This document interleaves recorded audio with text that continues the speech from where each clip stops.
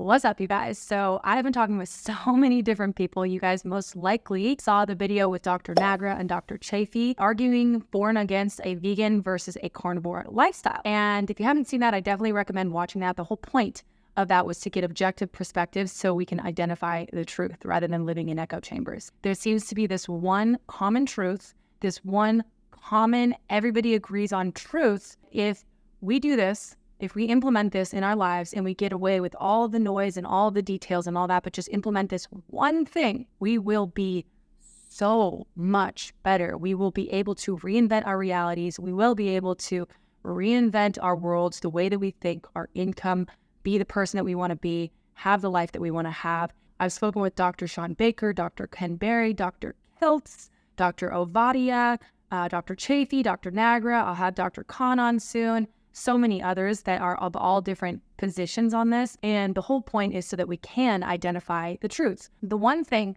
that we do absolutely need to do, the one thing that everybody keeps talking about doing, is removing processed foods. Removing processed foods, you guys. That's the move.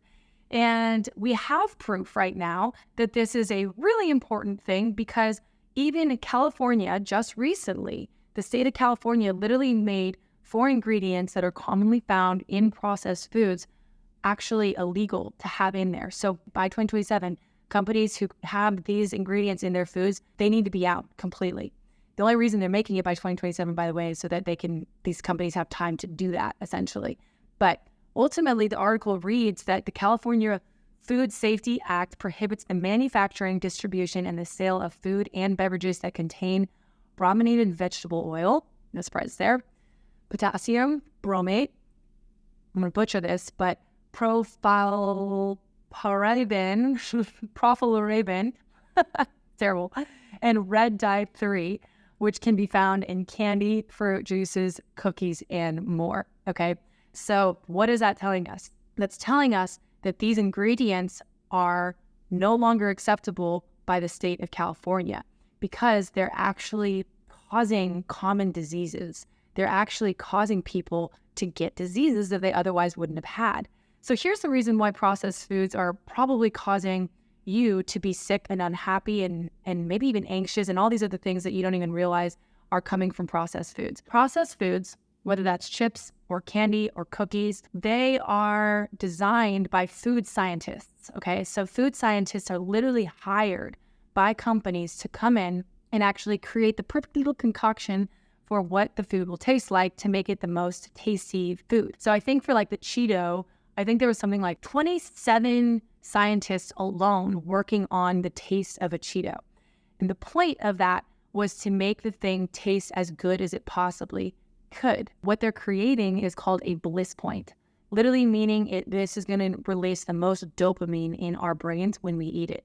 So why does that matter? Well, dopamine is what's often responsible for making us addicted to shit. We don't realize it, but as we're eating the chips and the dip and the things, like we're releasing tons of dopamine in our brain, which is making us have to keep eating more. Like, I don't know about y'all, but when I eat a bag of chips, I'm not just eating one chip. I'm eating like 55 chips, okay? And that's not normal. We've been conditioned to believe that we should be able to healthfully eat processed food, and I don't agree with that. I actually think that a lot of people who help people with eating disorders coach on that too, and I don't agree with that. I think that food that has been kind of like designed and messed with by doctors is not right. We're doing something there it's working against nature, and we're chemically re-engineering the food to make our brains be addicted to it. So how does this turn out in our day-to-day lives? Well, if we eat processed food, that means that we're having a high release of dopamine, which means the dopamine, what goes up must come down, right? Then it drops. And so our mood goes like this all the time.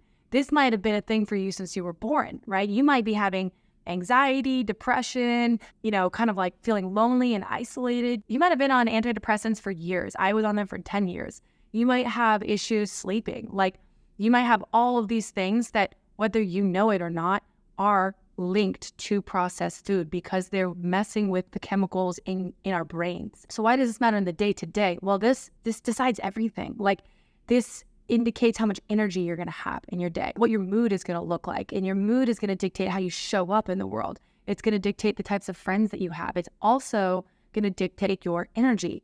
And if you don't have a good mood and you have shitty energy, basically you're not going to be able to work as effectively or as efficiently on your job or your projects. So your income is then affected. You're going to have lower income.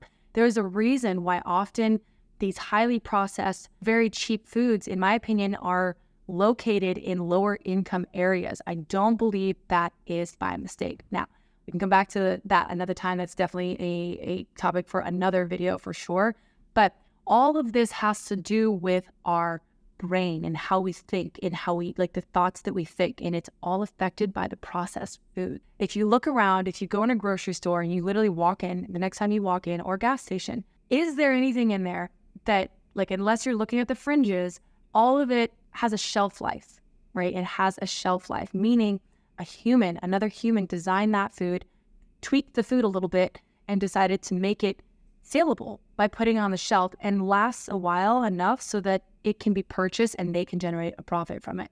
That's not terrible. That's not a wholly bad thing that's going on, but that is what's happening. And so it's not always that these ingredients that are going into processed foods are best for us. It's often that they're not good for us. So the safest bet is to just start by getting rid of all of that and allowing yourself to just eat meat to start, 100% carnivore, or fruit if you'd like, and raw dairy and raw cheese, and go from there. Or if you're vegan and you're vegetarian or whatever, get rid of all processed foods. I don't necessarily coach on vegan or vegetarian lifestyles. That's not really my thing, but I respect that people are doing that. One of the reasons why people find so much success with the carnivore lifestyle is because with the carnivore lifestyle, you're essentially cold turkey cutting out, and you don't have to do cold turkey, but you're more or less blocking out any option to have processed foods.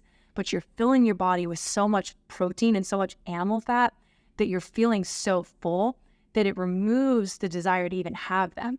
So for me, for example, I found it very challenging to have some processed foods and not be able to just like have them all, right?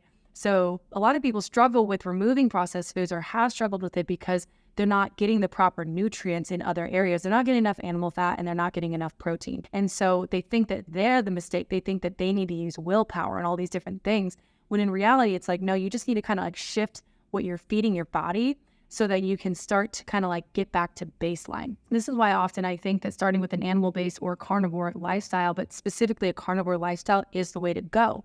If we're going to make this effort, you can actually allow your body to clear its gut out, have a healthier microbiome, let it reset for a few months. And then if you so choose, you can bring in some fruit. You can bring in some vegetables if your body can handle it. You can bring in whatever you want, grain if you want to. That's not what I do, but you can do it if you want to. But the whole thing that everybody's agreeing on, regardless of who you are, is remove processed foods, you guys. This will completely change your life. It changed my life. The easiest way to go about doing it is starting out with carnivore, because you don't get hungry. You're not starving yourself. You're not desperate for, the next snack that you can have. You feel full. You feel good. And then if you don't feel like you want to have that lifestyle forever, that's cool. But give yourself enough time to kind of reset your gut and your microbiome and your mind. Our brain is totally infiltrated by these companies, you guys, that are generating profit from us. We have so much more in common with one another than we all like to believe. We all think that we're all like against one another, and that, oh man, if you eat, vegan, you're, this kind of person. If you eat carnivore, you hate animals and you don't care. And like, it's not true. We have so much more in common. We're all trying to be healthier. We all got here for a reason, because we were unhealthy at one point, or we were overweight, or we had mood disorders or whatever. And ultimately, I truly believe that if all of us could just take a step back and stop trying to be right all the time and start trying to recognize the one common thread between all of us that is removing processed foods, we would actually come to find that we have a lot more in common, and also that we're just going to be happier. We don't necessarily need to worry about all of the major details, because our bodies, nature, the law of nature, all that will take care of itself, okay? Start there. Start by removing 100% of processed foods if you can, or at least like 95% if you got to keep your Coke Zero to maintain. I get it. Sometimes people do that. But go ahead and do that and give it some time. That's going to give you the best opportunity. So you guys, I love talking about this kind of stuff. I believe that we are stuck in a matrix, in a system of companies looking to generate profit. I love capitalism. I'm using it right now, but by reality, by actually acknowledging what's going on out there, we do live in this society where most of what we've been told has been given to us by companies and people looking to generate profit. So we got to break out of the matrix, We got to reset our mind so we can be the person that we want to be, have the income we want to have, look the way we want to look, feel the way that we want to feel. So if you guys are into this kind of stuff, go ahead and subscribe. I love talking about all of this. Go ahead and like this video if you liked it so that I know. And if you have anything you agree with or disagree with, please drop it down below. I would love to see it. And yeah, I also am on Instagram. If you guys want to talk to me on there, I do my best to get back to everybody as quick as possible. But otherwise, drop the comments below. I do read them all. And I so appreciate you guys for being here. Thank you. And I will see you all on the next one. See ya.